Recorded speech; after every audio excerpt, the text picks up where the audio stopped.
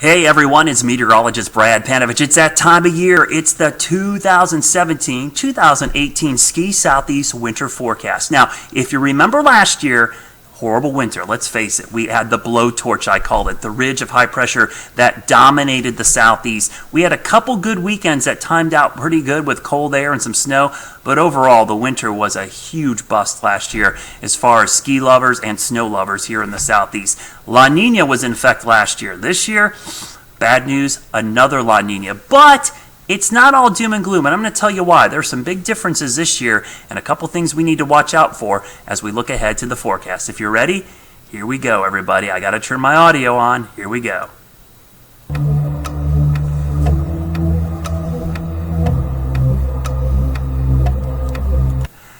All right, so here we are. What is a La Nina? That is when we have cooler than average water temperatures here in the equatorial Pacific. The opposite of this is an El Nino. This is when the water here would be really warm. That's not the case this year. So what does this mean for the pattern up here in the United States? Well, this has a huge impact on the jet stream. And as you can see, the polar jet stream tends to buckle much further north, especially up into parts of Alaska, and the subtropical or the Pacific jet comes straight across the country.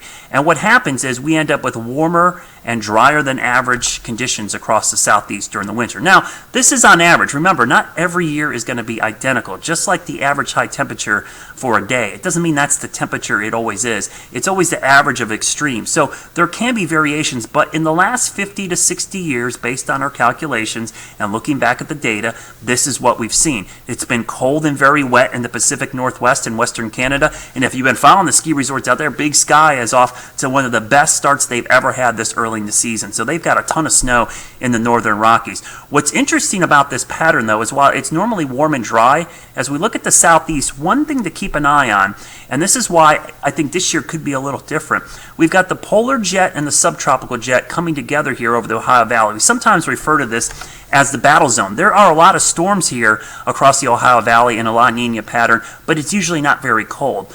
But remember, it takes two to tango, we like to say. Cold air and a storm. Well, at least we know we're going to have storms here. If we can time out some cold air, this actually bodes well for areas in Virginia, West Virginia, and Maryland, because that means there's at least the potential for a couple big storms, especially if they track here and we've got cold air in place. But in general, this is usually a pretty mild and dry pattern. One thing I look at in the last couple years, and you've probably seen me talk about this, is snowfall over in Siberia in October. Now, it's still above average this year, but the depth and the extent is well below the last couple of years. So this is not as an extreme setup as we had the last couple of years, which didn't do us any good last year, let's be honest. What's important about this is when there's a lot of snow in Siberia in October, this usually means colder weather for the East Coast during the winter. So the fact that it's slightly below average does not bode well. And for that reason, my temperature forecast for the winter, it's really hard-pressed for me to stray too far from the La Nina pattern, which means cooler weather up here, warmer down here. But notice the heart of the warmth is across the southern plains and the southern Rockies. One area to watch. If you ski the Rockies, typically the southern Rockies and New Mexico are a little bit warmer, but usually they still have a pretty good storm track. But here in the southeast, what this means is probably a better chance that Virginia, West Virginia, and Maryland will have at least average, if maybe just a little bit above average temperatures. And North Carolina, Tennessee, South usually means slightly, maybe even a higher chance for being above average. Overall, I don't see anybody having a brutally cold winter. There's nothing that tells me cold temperatures this winter. But what this does tell me, at least the pattern, is it won't be as warm as last year. Now remember, it was crazy warm last year, so anything is better than last year. Now as far as snow and ice, here's what I'm looking at, and this is a very important thing to keep in mind. I do think there is a chance for slightly above average snowfall and ice in the southern Appalachians, especially West Virginia and parts of Virginia and Maryland, because we are going to have that active storm track across the Ohio Valley. So the potential for a couple big storms is certainly there. And there's another key factor that I'm keeping an eye on that could have a big impact on that as well. Now, here in North Carolina and Tennessee, I think it's going to be at or slightly below average. I put near average, but don't expect a huge snowfall year. We just don't have the storm track that's favorable for this. And of course, if you live south and east in here, there's not much really to get excited about. But there are some things to keep in mind that could be very interesting. One thing I've been watching late in the summer and in early fall, The Great Lakes water temperatures have been above average. In fact, in some cases, record warmth in October. We had such a warm October that the water in the Great Lakes is running really, really high. Why is that important for us? Because the cold air with these Arctic fronts diving southeast then have the potential to pick up more moisture off the Great Lakes, and northwest flow snows can be enhanced. So especially Virginia, West Virginia, Maryland, and even at times North Carolina can benefit from a nice fetch of cold air coming off what is very warm water over the Great Lakes, setting up a better potential for northwest flow snow. So even without a good storm track, if we just get decent cold fronts, the potential early in the season is we could get some big storms. Now, there's also warm water in the Atlantic and the Gulf of Mexico. That would be awesome if we had an El Nino winter, but we don't. In El Nino winter, the storm track is like this. And this is why, if you're a skier and snow lover, boy, you love El Nino. You know why? Because that blankets the interior with big snows, because we get that ideal storm track. Cold air coming down with Arctic highs to the west or to the north. In this situation, this is where you get your big East Coast and Southeast snowstorms.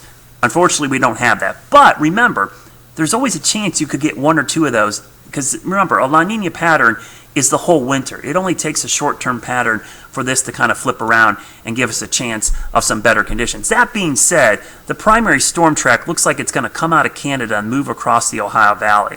That means the cold air is going to be confined up here, maybe even up here. So it's going to be hard to get cold air deep into the south. That's why it's hard for me to say it's going to be a cold winter. But because of that storm track, and that's a horrible drawing, and because of this storm track here and the warm water over the Great Lakes, that at least increases the chances for better snowfall this year. Remember, you can have above average snowfall in a warm winter. It's because you get a couple big storms, but the thaws are pretty warm in between. We've seen that before in the southeast, and I certainly think that is the one thing. If you want to have a glimmer of hope for a better year than last year, which is the reason I'm somewhat more optimistic, is that fact that we have a chance for bigger storms.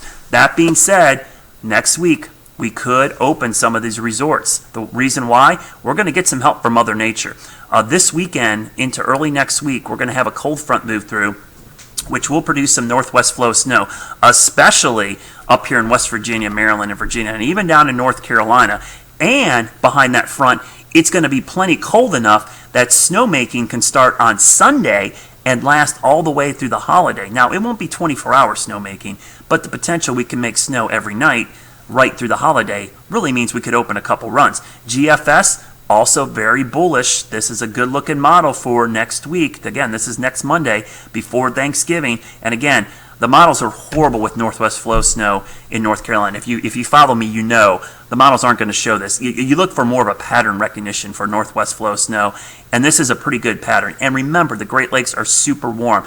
The one thing to watch for, if you're trying to plan a weekend and you see an Arctic front, even though it looks dry, look at the wind flow. If it's coming off the Great Lakes, I'm telling you, the flow you want to see here in the southeast is you want that flow coming right off of Lake Superior, coming down over Lake Michigan, and coming down like this. And for West Virginia, it's the same thing, coming across Superior, Huron, and Erie. That flow, it's almost about 270 to anywhere about 280, 290-ish to about 300 degrees. In that range, you want to be somewhere in there, and you can get some really, really good northwest flow snow. And I like that setup this winter, so something to keep an eye on. So all in all, I don't expect a cold winter, but I do expect we're going to have better opportunities for storms this year. It's all about timing. Remember, stay with SkiSoutheast.com throughout the season. I'll keep you updated. Short-term patterns can change pretty quickly. This is the long-term pattern. By the end of March, I expect it to be warmer and drier than average. But it doesn't mean for a month, 2 weeks, 3 weeks, every couple, throughout the season, we couldn't have a really good pattern that sets up in the short term. And those are things that won't really reveal themselves until maybe a week or two out. Of course, I'll keep an eye on all that. We'll keep an eye at the Arctic, the AO, which we call the Arctic Oscillation, the NAO, which is the North Atlantic Oscillation, all these short-term things that could flip and really could change this winter in a hurry. We saw that back in 2010, 2011, 2013, 2014. So don't get worried yet. It's still early on. We just don't want to see that blowtorch and ridge again. I hope I never see it again as well. Hope you have a great season, everybody. And as always, remember, like I always say, thank snow.